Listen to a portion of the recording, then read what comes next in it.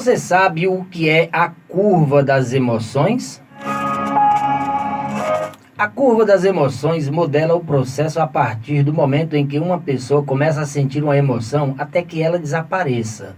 Considerando a sua evolução, nesse artigo que eu vou passar agora para vocês, foram levantadas as 3 ações que não devem ser realizadas no momento de maior intensidade emocional. Presta atenção, gente, presta atenção. Para explicar o que é a curva das emoções, primeiro devemos definir o que é uma emoção. Muitos definem uma emoção como um estado subjetivo com uma imensa e intensa carga emocional. Embora seja bastante complicado explicar o que são as emoções, todos nós podemos descrever esses estados subjetivos de forma clara. Eles podem ser descritos, por exemplo, lembrando de alguma situação em que sentimos raiva ou felicidade. Muitas dessas emoções, desde a tristeza até o medo, têm um desenvolvimento muito semelhante. Tudo isso é definido como a curva das emoções. Para que serve uma emoção? Vamos lá, gente. Segundo pesquisadores como Martínez, Sanchez e colaboradores, a supressão ou não expressão de eventos emocionais muito significativos para a pessoa, como por exemplo lamentar a perda de um ente querido, expressar afeto, enfim, pode causar uma hiperativação fisiológica acentuada, imunodepressão e efeitos bastante contraindicados para a saúde física e mental a médio e longo prazo. Sendo assim, porque as emoções são tão relevantes e a sua expressão é ainda mais importante? Esses mesmos autores apontam para a existência de funções intrapessoais, mais relacionadas à homeostase e à sobrevivência, e extrapessoais, que se relacionam com um papel mais social. Fatores intrapessoais da emoção, presta atenção, coordenam os diferentes sistemas de resposta cognitiva, fisiológica e comportamental em uma mesma direção. Ativam comportamentos que podem ser inibidos quando a emoção não está presente. Por exemplo, uma pessoa que não pratica esportes pode decidir correr ao sentir medo de uma pessoa que se define como não violenta. Pode defender alguém com problemas quando sente raiva. Preparam o corpo para comportamentos de luta ou fuga. As emoções, naturalmente, desempenham um papel muito importante em nossa sobrevivência. Sentir medo nada mais é do que o prelúdio de um comportamento de fuga ou de luta diante desse estímulo que interpretamos como uma ameaça. Sem ter esse marcador de medo, o corpo não se prepararia para enfrentar ou fugir. Por exemplo, quando uma resposta de alarme por um estímulo perigoso é emitida, ou seja, quando sentimos medo, ocorre a ativação do sistema hipotálamo hipófise adrenal, que por sua vez ativa as glândulas suprarrenais para que emitam glicocorticoides. Adrenalina e opiáceos endógenos são emitidos caso o corpo tenha sido atacado, para diminuir a dor. Por outro lado, a atividade de sistemas não necessários para a fuga nesse momento, como o sistema digestivo, é reduzida. Portanto, graças ao medo, o indivíduo em perigo aumenta sua frequência cardíaca, contrai o baço para a saída de glóbulos vermelhos no caso de haver alguma lesão, dilata as pupilas e etc. Favorecem o processamento rápido de informação, a avaliação das características dos estímulos adjacentes torna-se rápida, o que permite ao indivíduo decidir rapidamente as melhores ações para se adaptar às demandas daquele ambiente que desperta a emoção. Vamos lá, gente. Fatores extrapessoais da emoção. Em relação às funções extrapessoais das emoções, descobrimos que elas nos permitem comunicar intenções aos outros, compartilhar com os outros como nos sentimos e controlar a expressão fácil, os gestos e a voz para influir também no comportamento dos outros. Como escreveu Aristóteles, o homem é um zoom politicum e as emoções também desempenham um papel socializador. Por exemplo, e em relação ao acima mencionado, respostas especificadas podem ser procuradas em indivíduos através de certas emoções. Por isso, há pessoas que, para receber apoio, usam a tristeza, outras que fazem uso do afeto ou da felicidade para conseguir algo, e assim poderíamos continuar com essa parte mais instrumental das emoções.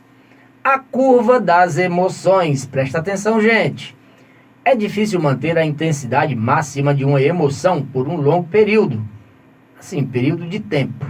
O funcionamento normal de uma emoção é uma escalada em que as sensações vão se tornando cada vez mais fortes. Pode-se alcançar um ponto máximo, um teto no qual a emoção não será capaz de ser mais intensa. A partir daí, a magnitude geralmente diminui até retornar à linha base.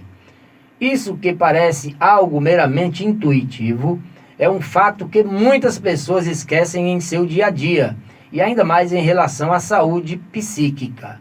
Isso ocorre com as emoções e também com as construções psíquicas, como os ataques de ansiedade ou pânico.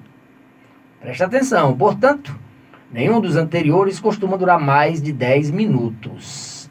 Apesar de conhecer a intensidade emocional que acompanha o medo, a raiva ou a tristeza, ou talvez justamente a causa dessa veemência, os pacientes que comparecem à sessão geralmente realizam ações muito importantes no ponto alto da curva das emoções. Isso pode se tornar contraproducente. A gestão das emoções em terapia. Presta atenção, gente. Em um primeiro momento, quando a terapia ainda não está avançada, para que a pessoa saiba como administrar suas reações, é útil tratar a curva das emoções. O objetivo disso não é o controle, mas evitar o máximo de consequências negativas que uma emoção intensa mal gerida pode acarretar. Portanto, em pacientes com depressão, ansiedade, que estão sofrendo por uma perda, em terapia de casais e etc., é muito útil realizar uma psicoeducação detalhada sobre o funcionamento das emoções nas primeiras sessões. Importante, gente, isso aí, viu? Além disso, deve-se incidir sobre o que não pode ser feito quando se está no ponto máximo dessa emoção. O curso da terapia permitirá que a pessoa não sinta essas emoções de forma tão intensa e exacerbada.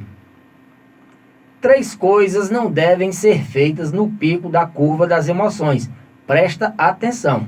É importante, portanto, explicar quais são as 3 ações que não devem ser realizadas quando se está no ponto máximo de uma emoção. Presta atenção. Isso é recomendado porque, em um momento de tanta intensidade emocional, é difícil que essas ações sejam realizadas a partir de um ponto de vista racional. Então vamos lá. Essas ações são as seguintes. Presta atenção, gente. Tomar decisões usando o exemplo de uma mulher com depressão aguda. É importante fazê-la perceber que, em seus momentos de maior desconforto, é muito perigoso tomar qualquer tipo de decisão. As decisões tomadas sempre andarão de mãos dadas com a tristeza profunda ou o desespero sentidos no momento. Dessa forma, também serão evitadas decisões como o suicídio ou a autoagressão. Tentar resolver o problema. Se a emoção intensa foi causada por um evento específico, não é aconselhável tentar remediar essa situação sentindo uma emoção tão intensa. Nesse momento, não contamos com todas as ferramentas que costumam ser necessárias para resolver um problema. Além disso, o desespero desse momento pode levar o indivíduo a tomar decisões equivocadas novamente a fim de resolver o conflito.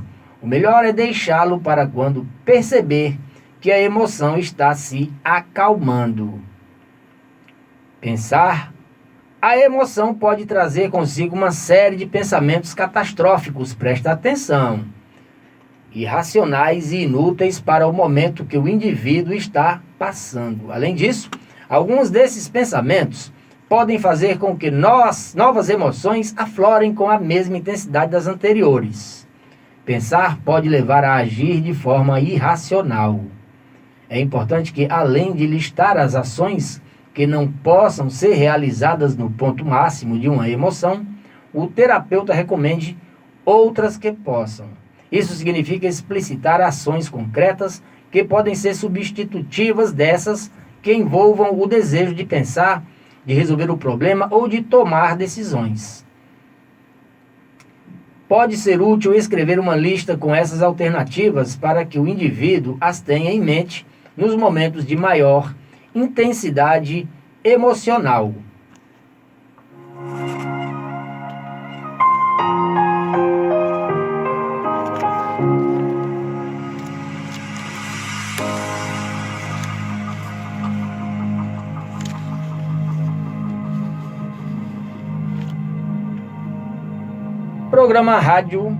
Programa Rádio Terapia já de volta.